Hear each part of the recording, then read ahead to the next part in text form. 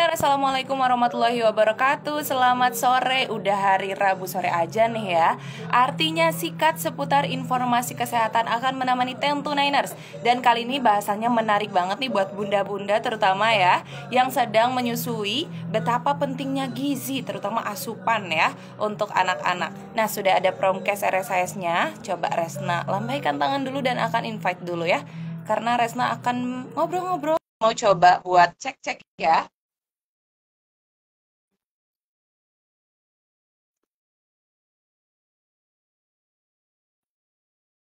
Oke, wait, kita masih nunggu jaringan ya dari Promkes RSHS-nya tentu Niners. Halo, Halo, Assalamualaikum. Waalaikumsalam. Kedengeran nggak suaranya? Kedengeran, Mbak. Aman ya, Mbak ya? Iya. Oke, sebentar, Mbak. Saya mau coba untuk atur dulu ya suaranya karena kita juga live on air di sana, Mbak. Kebetulan. Oke, sudah aman. Oke, Resna buka aja ya, Mbak Asri ya. Iya. Assalamualaikum warahmatullahi wabarakatuh. Selamat sore, Mbak Asri. Apa kabar? Waalaikumsalam warahmatullahi wabarakatuh. Alhamdulillah baik. Mbak sendiri gimana? Alhamdulillah Mbak juga baik di sini ya. Gimana Mbak Ber- di Bandung? Lagi di Bandung ya sekarang ya? Iya di Bandung. Aman? Cimahi sih, Cimahi. Oh di Cimahi. Oke, aman cuaca di sana? Apa sekarang lagi mendung atau misalnya cuacanya cerah nih mendukung? Iya cerah banget ini. Panas sih di sini juga. Panas, Ih, panas. bener, Resna juga kerasa ya Mbak ya di sini agak Hmm, hawanya agak panas-panas. Biasanya sih agak haredang. mau iya agak redang ya orang Sunda. Oke, aman ya Mbak ya. Berarti insya Allah ke depan kita selama kurang lebih 30 menit ya Mbak ya. Kita bakal Mm-mm. ngobrol-ngobrol seputar asupan yang harus dimiliki oleh ibu karena anak itu tergantung oleh asupan ibunya ya Mbak, terutama untuk ibu Betul. menyusui.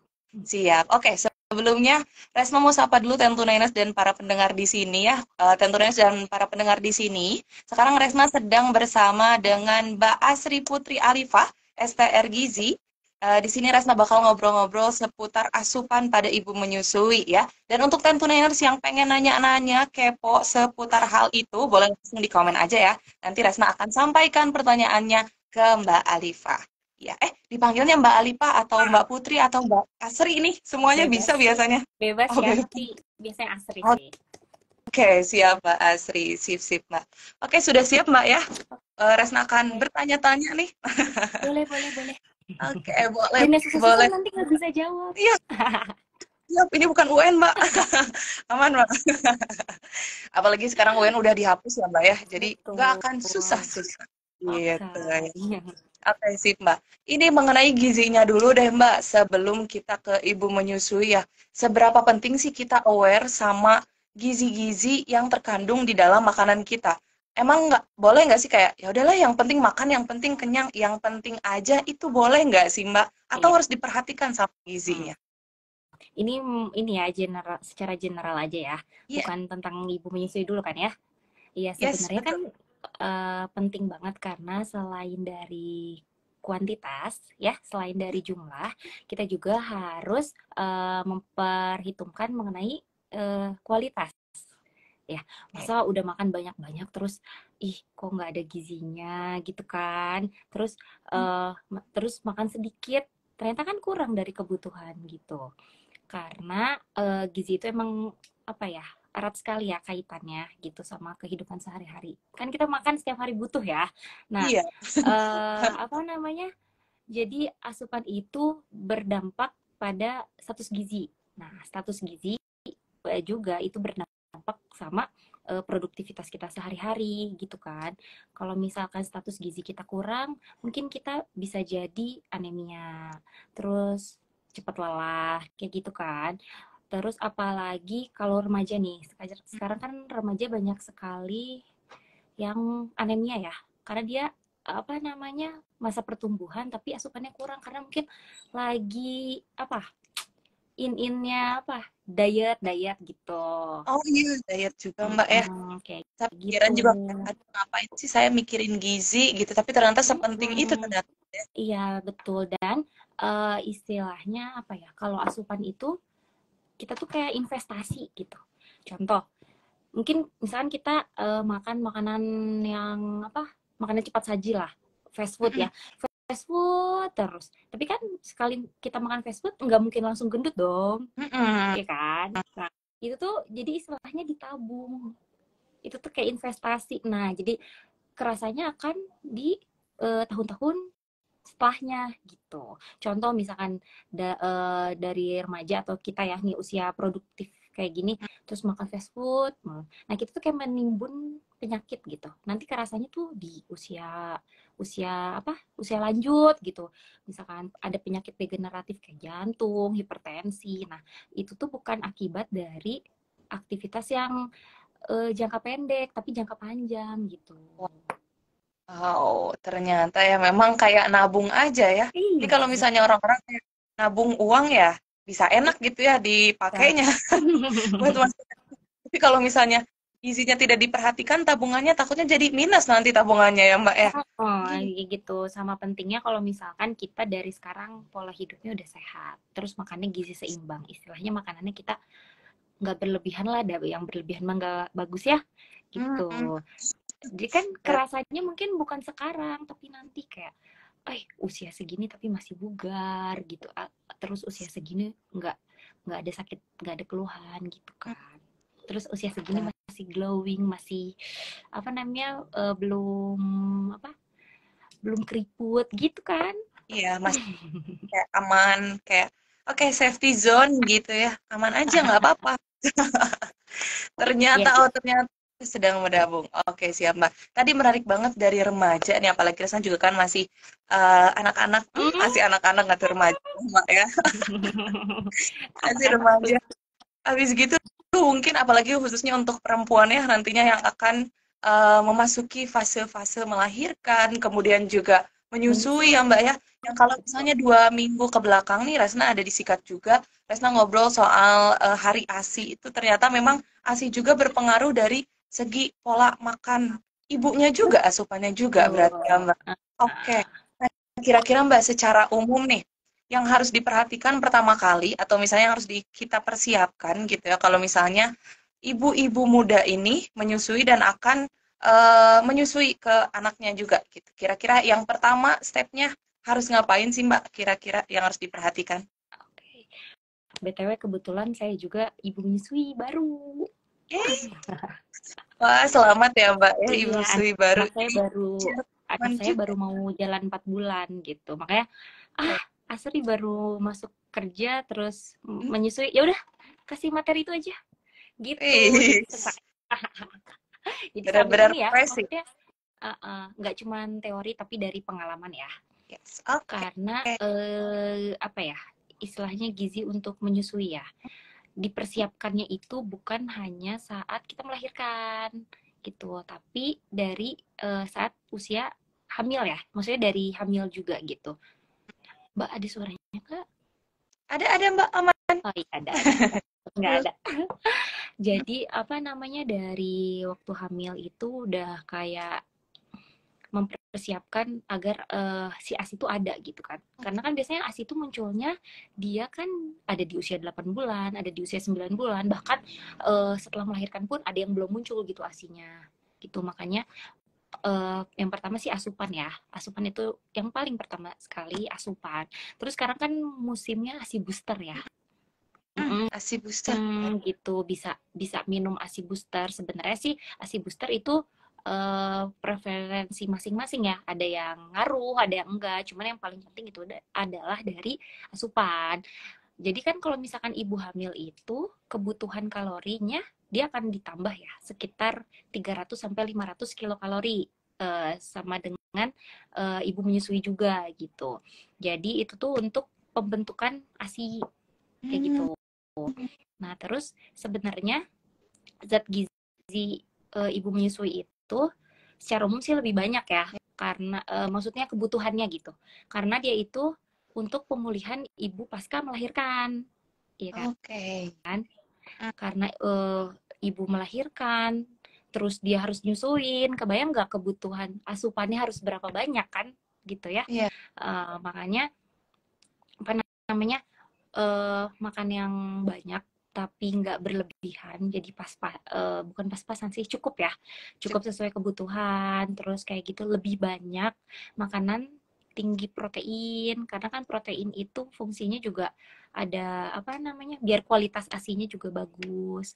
Terus minum sih, yang paling penting minum 6 sampai 8 gelas per hari, karena eh, ASI itu kan cairan ya, maksudnya biar banyak minum juga, ASINya juga volumenya biar bertambah gitu. Tapi nggak cuman dari kualitas aja, bukan cuma dari kuantitas aja, tapi kualitasnya juga harus bagus gitu. Jadi kan kadang ASI tuh ada yang encer, ada yang kental ya gitu. Oh gitu.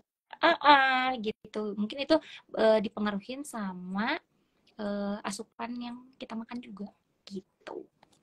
Oh, iya, Resa juga baru tahu aja. Kirain ya udah kalau misalnya melahirkan, habis itu pasti ada gitu ASI, tapi ternyata enggak, Mbak ya. Iya, Enggak ya berarti ternyata karena tergantung gitu. orangnya juga. Oke, berarti memang tadi ya, tentu Nenes persiapannya bukan setelah melahirkan baru akan menyusui, tapi pas melahirkan juga itu harus diperhatikan ternyata Mbak ya. Ya sih Mbak, Gitu. kebayang juga ya.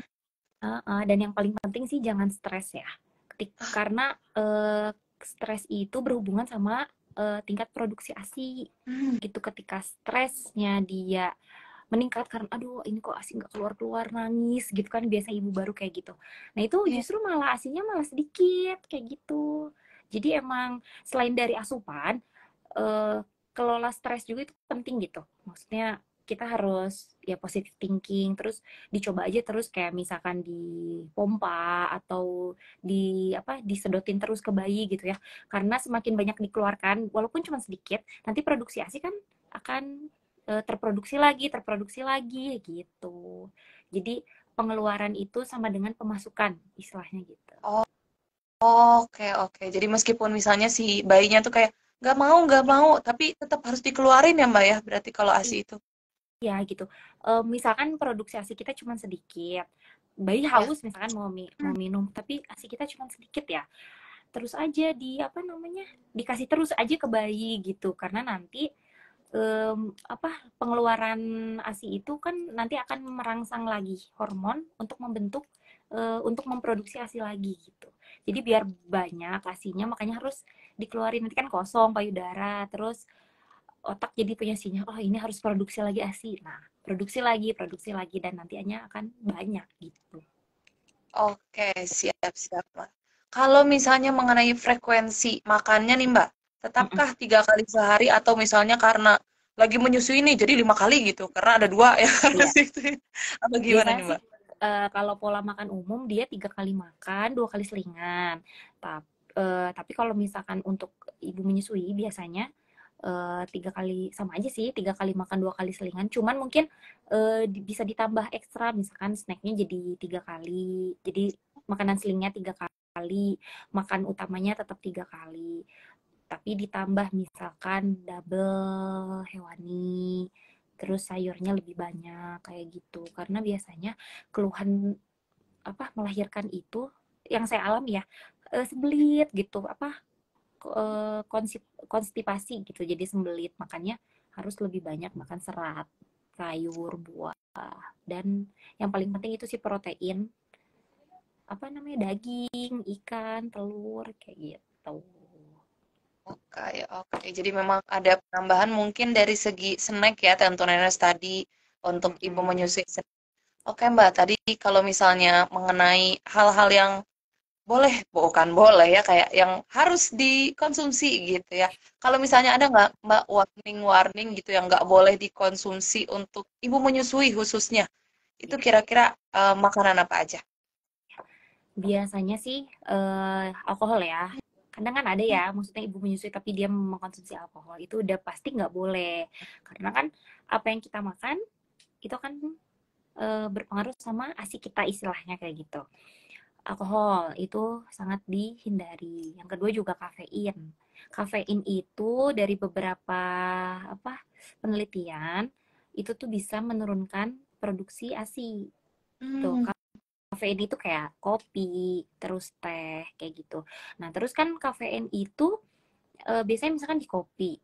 Terus kitanya nggak kuat nih. Saya sendiri waktu itu apa namanya ngalamin. Saya minum kopi, terus saya nggak kuat. Akhirnya diare. Nah, diare kan kita kan dehidrasi ya, maksudnya kekurangan cairan gitu.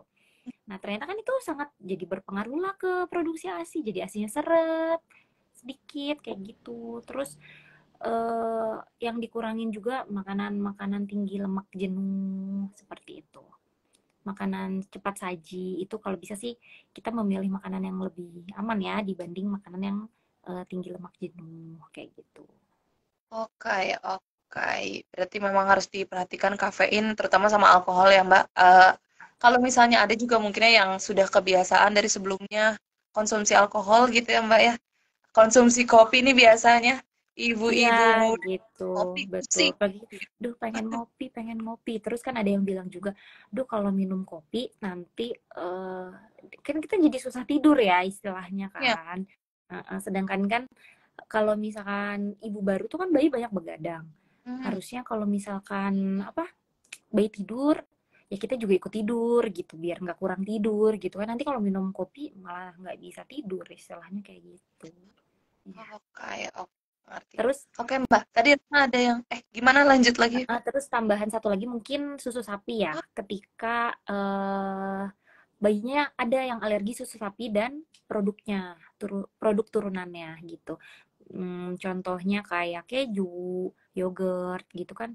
Ada beberapa bayi emang yang dia alergi laktosa ya. Laktosa itu yang gula pada susu sapi. Nanti kan bayinya jadi ruam, terus batuk atau diare. Nah, makanya ketika misalkan kita minum susu sapi atau olahan susu sapi, terus Hmm? bayinya bereaksi ruam, terus bayinya bereaksi diare misalkan. Nah, itu harus konsultasi ke dokter. Takutnya itu ada alergi susu sapi gitu. Oke, karena kan belum tahu juga ya Mbak ya, baru lahir Mm-mm. nih bayi ini, tahu nih. Mm-mm. Gitu. Ya, Krisna kira memang susu sapi bagus, ya udah bagus ke segalanya, tapi ternyata Iya, ibu menyusui harus hati-hati ya Mbak ya. iya Gitu. betul. Sip, sip. Tadi Mbak ada yang Resna lupa mengenai porsi pola makan. Kira-kira presentasenya mungkin kayak karbohidratnya berapa persen dan lain sebagainya. Kira-kira itu seperti apa ya Mbak? Karena kan kadang kayak ya udahlah, kalau apalagi orang Indonesia ya Mbak ya, yang penting Mm-mm. nasinya banyak nih, itu udah kelihatan makan gitu. Biasanya kayak gitu ya katanya Mbak. Mm-mm. Nah, sebenarnya kalau porsi itu lebih ke kayak gizi seimbang ya. Jadi porsi gizi seimbang biasanya persentase kalorinya itu kan ada penambahan 500 kalori. Nah, kalau karbohidrat itu sekitar 50 sampai 60% dari total kebutuhan.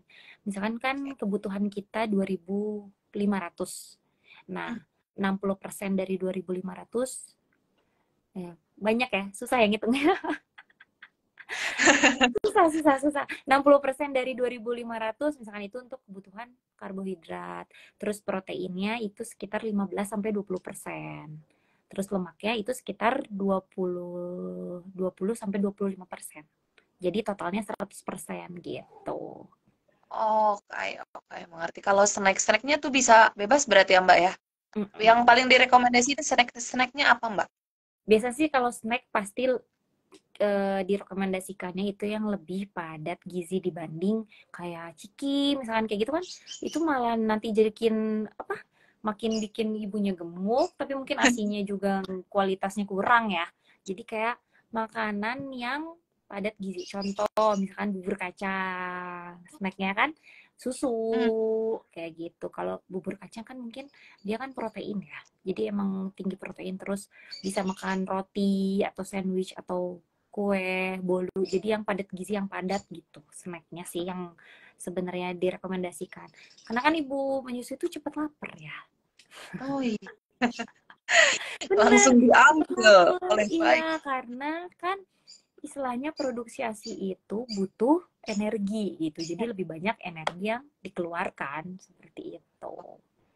Oke, sip, sip, mengerti Mbak. Tadi kita udah ngobrolin mengenai gizi seimbang, asupannya apa aja, kemudian Mm-mm. dan lainnya gitu. Nah, Mbak, ada nggak sih Mbak kalau misalnya kita nggak aware nih sama asupan yang ada pada ibu menyusui Mm-mm. khususnya ya, terus kira-kira dampaknya apa sih Mbak kalau Mm-mm. misalnya kita nggak aware, terus kayak misalnya bahkan sampai kekurangan asupan, kekurangan gizi, itu kira-kira kalau ibu menyusui nanti dampaknya akan apa aja? Iya.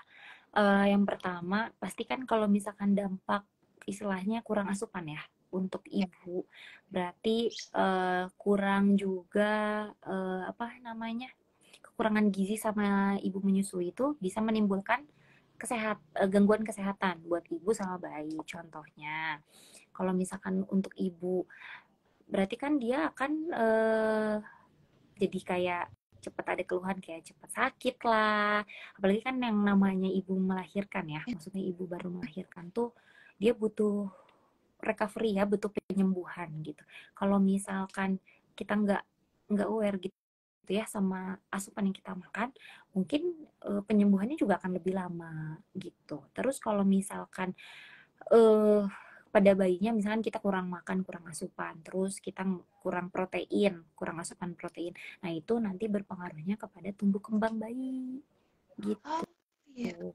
Karena kan misalkan apa yang kita makan akan apa namanya dimakan juga oleh bayi gitu ya. Apa yang kita makan kita keluarkan, dimakan oleh bayi. Nah, kalau misalkan emang kita makannya proteinnya kurang gitu, otomatis nanti si bayi juga pertumbuhannya mungkin akan terganggu seperti itu.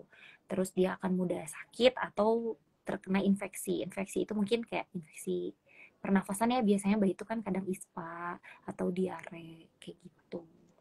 Sama juga kalau kekurangan zat gizi itu untuk mikronutriennya kayak vitamin, terus mineralnya seperti kalsium. Itu kan kalau kalsium kan apa namanya berpengaruh terhadap pertumbuhan gigi anak, pertumbuhan tulang gitu kan. Kalau defisiensi apa kalau kitanya kekurangan kalsium juga, istilahnya disedotin terus nanti keropos sebelum waktunya gitu.